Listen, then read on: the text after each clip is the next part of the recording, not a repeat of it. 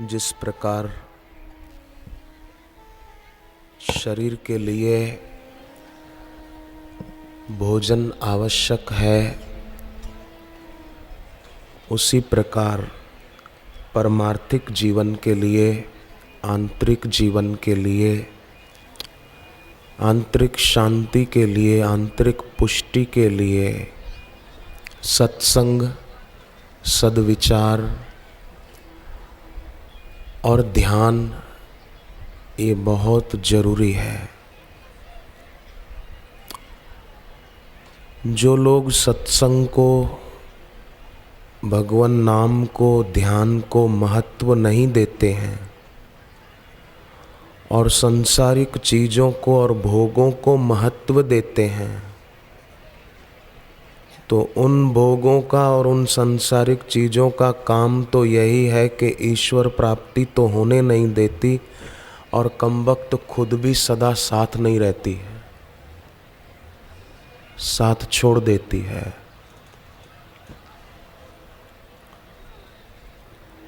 मैंने कल भी प्रार्थना की थी कि एक दिन था कि हम यहाँ नहीं थे और एक दिन आएगा कि हम यहाँ नहीं होंगे।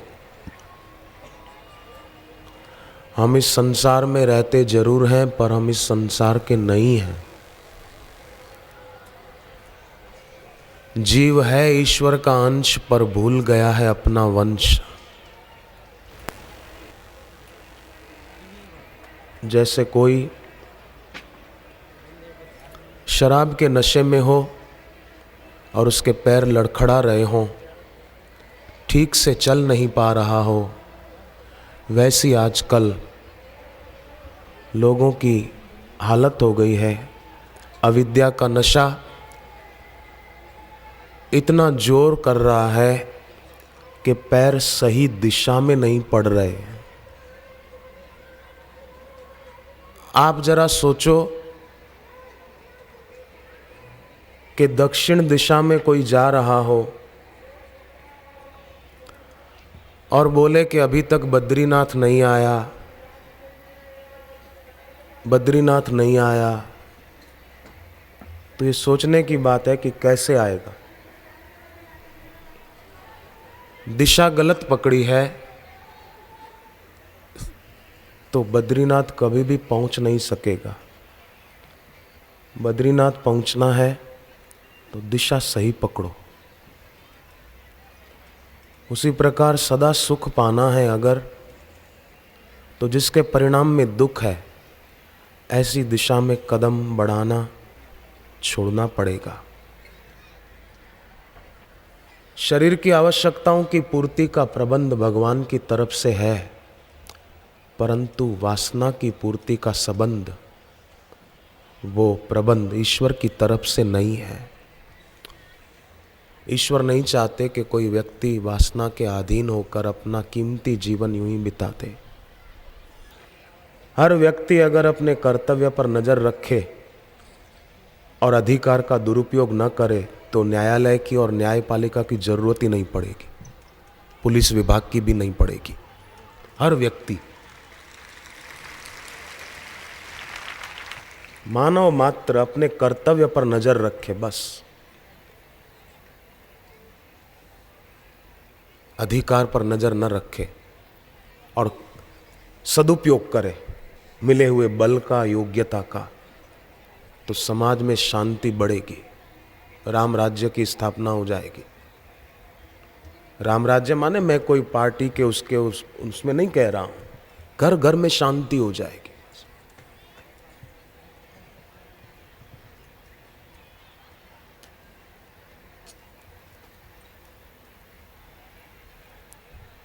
बेटा सोचता है कि माँ बाप की संपत्ति पर मेरा अधिकार है और माँ बाप सोचते हैं कि बेटे बेटी से सेवा लेना हमारा अधिकार है। पर बेटा कर्तव्य पर नजर रखे कि माँ बाप की सेवा करना, उनके सामने जुबान न चलाना, ये मेरा कर्तव्य है, तो उसके अधिकार की पूर्ति स्वतः होगी। और माँ बाप सोचें कि बेटे बेटी को अच्छे संस्कार देना ये हमारा कर्तव्य है, तो बेटे बेटी उनकी सेवा करेंगे, उनके अधिकार की पूर्ति हो जाएगी। और हर व्यक्ति लगा है बस हमारी मांगे पूरी करो। हड़तालें क्यों होती है? बस हमारी मांगे पूरी करो। तुम तुम्हारा कर्तव्य भी तो पूरा करो। अगर देश का हित कोई सोचे तो कभी भारत बंद के ऐलान न हो। आप सोचो, जिसकी अपनी दुकान है, जिसके पास पैसा है, वो तो घर पे रोटी खा लेगा 8 दिन 10 दिन, पर जो बेचारा रोज कमाता है और रोज खाता है, उसकी क्या हालत होगी। जरा सोचना चाहिए उन स्वार्थी लोगों को। राजनेता नहीं बनना चाहिए, राजनीतिज्ञ बनना चाहिए। राजनेता अपना स्वार्थ सोचता है, राजनीतिज्ञ जो राजनीति जानता है उसको राजनीतिज्ञ बोलते हैं। राजनीतिज्ञ जो होगा, जो स्वार्थ की नहीं सोचेगा, उसके दिल में राष्ट्र प्रीति होगी, देश हित और जनहित की बात सोचेगा।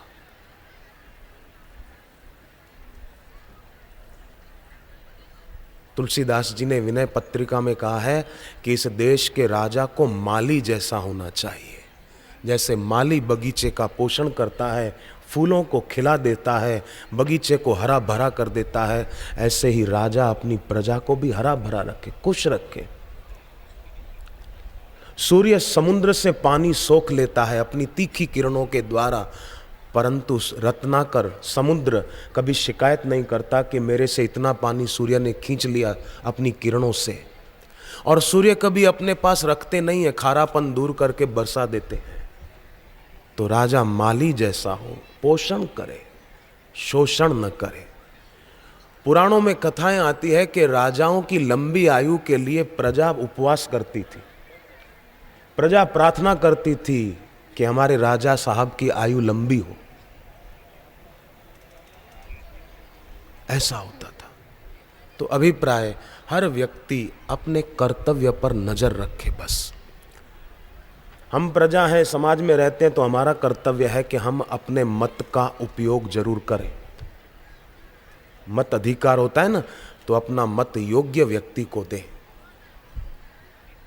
जो शराबी कबाबी न हो, वास्तव में राजनीतिज्ञ हो, समाज के हित के बारे में सोचता हो। ऐसे व्यक्ति को हर व्यक्ति को चाहिए कि मत दे। केवल अपनी ही समस्याओं के बारे में न सोचें कि मेरे को ये तकलीफ है, मेरे को ये तकलीफ है। नहीं नहीं, कई लोग ऐसे होते हैं कि बेचारे जब देखो तब मंदिर में गए तो हे भगवान मेरे को ये तकलीफ है, प्रभु मेरी तकलीफ दूर हो जाए, मेरा ये कष्ट दूर हो जाए। हे विघ्नहर्ता देव गणपति जी, मेरा अमुक कष्ट दूर कर दो, मेरे को बड़ी परेशानी है। परेशानी के बारे में सोच रहे हैं, भगवान से कुछ लेना देना है ही नहीं। देखो, मेरी सभी के चरणों में 2 हाथ जोड़कर प्रार्थना है कि भगवान से कुछ मांगने का पहला अर्थ तो ये सिद्ध हो जाता है कि हमें ईश्वर से कुछ शिकायत है, तभी हम उससे मांग रहे हैं।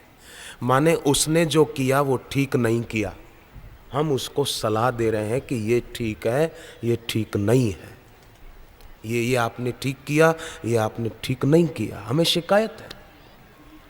और याद रहे, शिकायत नास्तिकता का दूसरा नाम है, फरियाद नास्तिकवाद का दूसरा नाम है। ऐसा क्यों हो गया, ऐसा क्यों हो गया। किसी के यहाँ बेटा जन्म लेता है तो लोग बधाइयाँ देते हैं कि हमारे यहाँ बेटा हुआ भगवान की कृपा से, बेटा हुआ भगवान की कृपा से। पर किसी के यहाँ कोई मर जाता है तो भगवान को उल्हाना देते हैं कि तेरे दरबार में क्या कमी थी जो हमारे यहाँ से उठा लिया। तो कैसी विडंबना है, आया तो बधाई देते हैं, पर जिसने दिया उसने लिया। गीता में लिखा है 10वें अध्याय में भगवान कहते हैं, जन्म भी मैं देता हूं तो मृत्यु भी मैं देता हूं, सुख भी मैं देता हूं तो दुख भी मैं देता हूं। सुख दुख भवो भावो भयम चा भयमेव च, मैं देता हूं, भगवान कहते हैं। तो फरियाद का अर्थ है कि हम भगवान से नाराज हैं। शिकायत होती है ना, ऐसा क्यों हुआ, ये क्यों हुआ, तो इससे सिद्ध हो रहा है कि हम भगवान से नाराज हैं, उनसे हम अप्रसन्न हैं। जैसा हम चाहते हैं वैसा नहीं है। फरियाद का एक अर्थ ये भी है कि हम भगवान से ज़्यादा अपने को बुद्धिमान मानते हैं। जो शिकायत करते हैं, भगवान ऐसा क्यों हो गया, जरा ऐसा कर दे, माने भगवान से ज़्यादा अपने को अक्ल वाला मानते हैं कि भगवान जो कर रहे हैं वो गलत है, हमारी सलाह के अनुसार भगवान करे तो वो सही है। परंतु जरा सोचना, अगर आप बीमार हैं समझो और अच्छा स्वास्थ्य मांग रहे हैं भगवान से, परंतु ये भी सोचो आप अच्छा स्वास्थ्य मांग रहे हो, पर ये सोचो कि हो सकता है कि बीमारी सही हो सकता है। बोले बीमारी सही कैसे हो सकता है? बीमारी में हम ज्यादा भगवान नाम जप करें, उसलिए भगवान ने भेज दी कि इस बहाने तुम करो। हो सकता है, क्योंकि वो प्रसिद्ध कहावत है ना, दुख में सुमिरन सब करे। हो सकता है भगवान ने इसीलिए ऐसा कर दिया हो।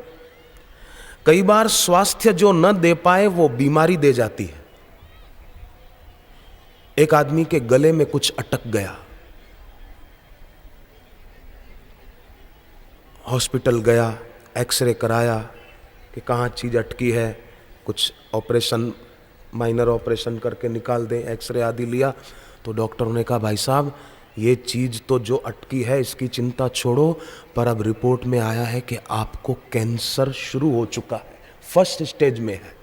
अच्छा हुआ आप आ गए और धन्यवाद दो, वो छोटी चीज जो गले में अटक गई, जो उसके कारण ये सब जांच हुई और कैंसर का पता चल गया, इलाज हो जाएगा, आप ठीक हो जाओगे। पर देर से आते तो शायद कैंसर सेकंड और थर्ड स्टेज में पहुंच जाता तो आप मर जाते। अच्छा हुआ कि वो चीज गले में अटकी। एक आदमी ने मुझे दिल्ली में बताया कि मुझे अहमदाबाद जनवरी में जो हर साल शिविर होती है उसमें जाना था।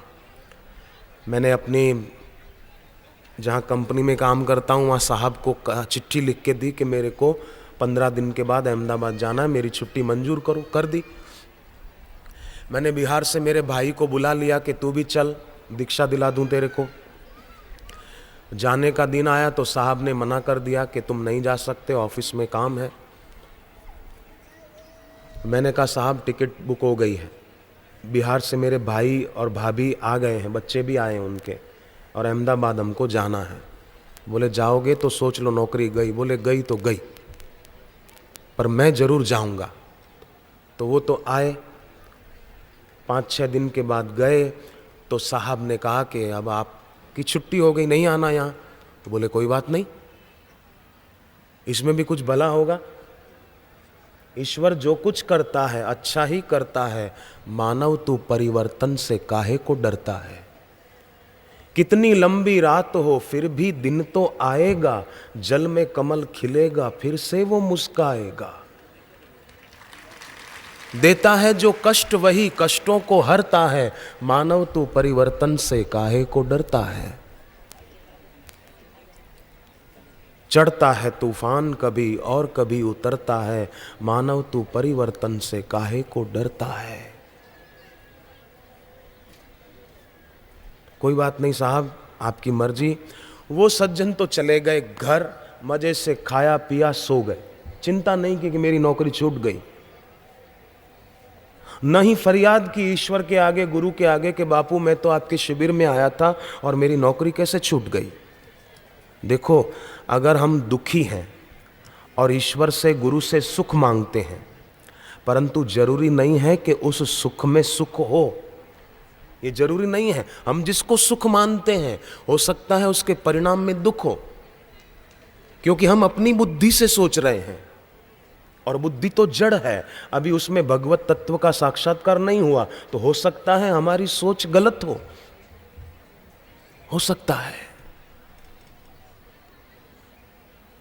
विवेक का सूर्य उदय नहीं हुआ तो हो सकता है हमने अपने मन से जो सोचा उसका परिणाम हितकर ना हो। और वास्तव में जो हितकर होता है वो प्रियकर हो, यह भी जरूरी नहीं है। हरड़े शरीर के लिए हितकर है पर उसका स्वाद प्रियकर नहीं है। हरड़े का स्वाद आपको अच्छा नहीं लगेगा पर वो शरीर के लिए हितकर है। मिठाई का स्वाद, बर्गर का स्वाद, पिज्जा का स्वाद, पेप्सी और कोका कोला का स्वाद आपको प्रियकर लगेगा परंतु वो हितकर नहीं है, सावधान।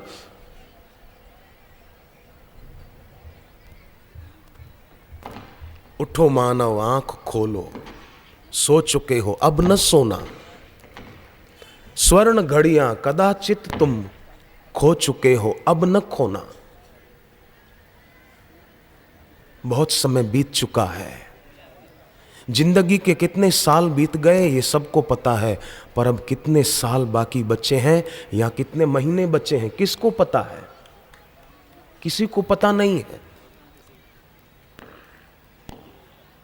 तो कहां तक सोए रहेंगे? जागे हम। एक गांव था, पहाड़ चारों तरफ थे, तलहटी में गांव था, घाटी में। बरसात जब होती थी तो पहाड़ों का पानी पहाड़ों से बहता हुआ घाटी में आ जाता था, गांव पानी में डूब जाता था। लोगों को बड़ी दिक्कतें होती थी, जनहानि होती थी, धन हानि होती थी। आखिर एक दिन वहां से कोई संत पैदल यात्रा करते हुए निकले तो संत को लोगों ने अपनी समस्या बताई कि महाराज जी, बारिशों में हम बड़े दुखी होते हैं, क्या करें हम? फिर से घर बसाने में बड़ी मेहनत पड़ती है, पैसों का नुकसान, कोई डूबकर मर भी जाता है, खेती नष्ट हो जाती है हमारी। संत ने कहा कि देखो, ये तुमको चारों तरफ पहाड़ दिखते हैं? बोले हाँ। तो तुम इनके ऊपर घर बसा लो, ऊपर भी कई जमीन ऐसी है कि जहां तुम खेती कर सकोगे। तुम नीचे क्यों बसे हो? जरा ऊपर उठो, खाई में मत पड़े रहो। तुम्हारा दुख नीची जगहों पर रहने के कारण है, तुम ऊंची जगह पर टिक जाओगे तो तुम्हारा दुख नहीं टिकेगा, बाढ़ तुमको डुबा नहीं सकेगी, जनहानि और धन हानि से बच जाओगे, ऊपर बस जाओ। सदगुरु यही समझाते हैं कि नीचे के केंद्रों की यात्रा छोड़कर ऊपर के केंद्रों की यात्रा करें, कभी दुख छू नहीं सकेगा, कभी अशांति हमको विचलित नहीं कर सकेगी। ऊंची जगह अपना घर बनाए ना, नीची जगह क्यों, किस लिए? पानी नीचे की ओर बहता है, परंतु उसको बाष्प बनाओ तो ऊपर भी उठ सकता है, ऊंचा उठ सकता है।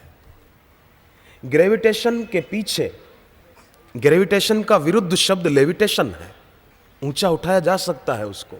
इसलिए प्रार्थना है कि हम उसकी तैयारी कर लें। तो वो सज्जन घर गए, खा पी कर मजे से सो गए और सुबह सोचा कि आश्रम में जाकर जप ध्यान करता हूं। तो वो आश्रम चले गए, दिल्ली करोल बाग में जो आश्रम है। आश्रम जाकर वट वृक्ष की परिक्रमा की और ध्यान करने बैठ गए। ध्यान अंतर यात्रा है, रोज करनी चाहिए ये अंतर यात्रा। ध्यान में मन न लगता हो तो हाथ में थोड़ा पानी लेकर अपने चारों तरफ छांट दें और बीज मंत्र बोलें, ओम रम ओम रम ओम रम ओम रम। रम अग्नि तत्व का बीज मंत्र है। चारों तरफ जल छांट के संकल्प कर दिया कि मेरे चारों तरफ अग्नि तत्व की दीवार है, मैं ध्यान में बैठ रहा हूं, कोई भी व्यर्थ विचार विकार मुझे विक्षिप्त नहीं करेगा। इस प्रकार मदद मिलेगी। अदृश्य दैवी शक्तियां सहायता करने को तैयार बैठी है, पर कोई लेना ही न चाहे तो कैसे काम चलेगा। वो सज्जन बैठ गए, प्रार्थना की, थोड़ी देर जप किया और लौटकर जब घर पहुंचे तो घर से थोड़ी ही दूर पर एक दूसरी कंपनी, मुझे उन्होंने नाम भी बताया था, मैं नाम भूल गया, तो वहाँ से फ़ोन आया कि आप हमारी कंपनी में आ जाइए, आपको इस पोस्ट पे रखेंगे और वेतन भी इतना देंगे। तो उन्होंने मुझे चेक दिखाते हुए कहा था, जिस दिन मुझे मिले थे और ये सारी बात बताई, बोले मैं जहाँ पहले कंपनी में काम करता था वहाँ की अपेक्षा मुझे यहाँ 5,000 रुपये ज़्यादा मिलते हैं, तो क्या घाटा पड़ा मेरे को। उन्होंने निकाल दिया। तो उस दिन तो दूसरों को लग रहा था कि अरे इसको नौकरी से निकाल दिया, ये शिविर में गया था अहमदाबाद और नौकरी चली गई, परंतु वहाँ उल्टा ज़्यादा वेतन वाली मिल गई। इसीलिए कभी भी व्यक्ति को ये नहीं सोचना चाहिए कि अरे ऐसा क्यों हो गया, वैसा क्यों हो गया। नहीं नहीं, क्या होना चाहिए और क्या नहीं होना चाहिए, ये बात जो भगवान पर छोड़ देता है वो सुख पाता है, क्योंकि वही व्यक्ति वास्तविक में प्रार्थना कर रहा है। बाकी तो जो कहता है कि ये कर दे वो कर दे, वो तो ईश्वर को सलाह दे रहा है। इसीलिए खूब सावधान होकर अपनी इच्छाओं को देखना चाहिए। जिसको सुखी होना हो अपनी इच्छाओं को देखना चाहिए, अपनी चाहों को देखना चाहिए कि आज तक जो इच्छाएं पूरी हो गई, उन इच्छाओं के पूरी होने से मुझे क्या फायदा हो गया, ये देखना चाहिए। क्या मिला? आज तक जो इच्छाएं उठी उसको पूरी करते रहे, उससे क्या मिला?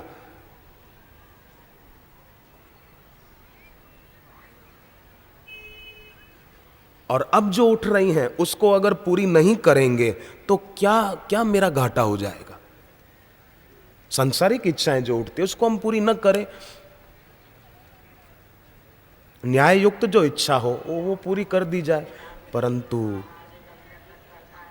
साधना की ऊंचाइयों से, भक्ति की ऊंचाइयों से नीचे गिराने वाली जो इच्छाएं हैं उनसे अपने को बचाया जाए। कोई आदमी पैसा कमाए परंतु उन पैसों से बिन जरूरी खर्च करे तो आप सोचो उसको क्या कहोगे आप? कईयों की ऐसी होती है आदत, बिन जरूरी खर्चा करते, क्या फायदा? मितव्ययता एक सद्गुण है, वो हर व्यक्ति के जीवन में होना परम आवश्यक है। ये भी एक सद्गुण है। कोई आदमी सस्ती चीज महंगे दाम खरीद कर ले आए तो आप उसको क्या कहोगे? डांटोगे कि अरे ये तो बहुत सस्ती चीज है, और आप बहुत ज्यादा रुपए देकर ले आए, आप उसको डांटोगे। परंतु सोचो, क्या संसार में सब ये नहीं कर रहे हैं?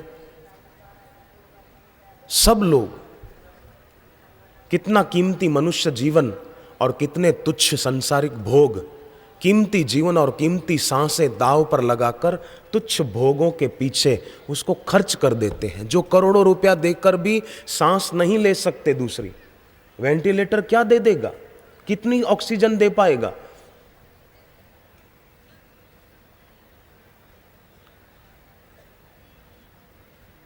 आप समझदार हैं, आप परम बुद्धिमान हैं। अगर आपके अंदर में भक्ति नहीं होती और आपके अंदर सात्विक बुद्धि नहीं होती तो आप इस जगह पर आकर बैठते ही नहीं। आपके अंदर भक्ति है, आपके अंदर सात्विकता का अंश है, आपके अंदर दैवी संपत्ति है, तभी आप इस जगह पर आकर बैठे हैं। बाहर से कोई सुविधा नहीं है, कोई पंखे, एसी या कूलर नहीं है, कोई ठंडे पानी के गिलास लेकर घूम नहीं रहा है कि जल सेवा जल से, परंतु फिर भी आप बैठे हैं तो ये आपने अपने अंदर में छुपी हुई दैवी संपत्ति का परिचय दिया है। इसलिए हम जरा सजाग हो जाएं।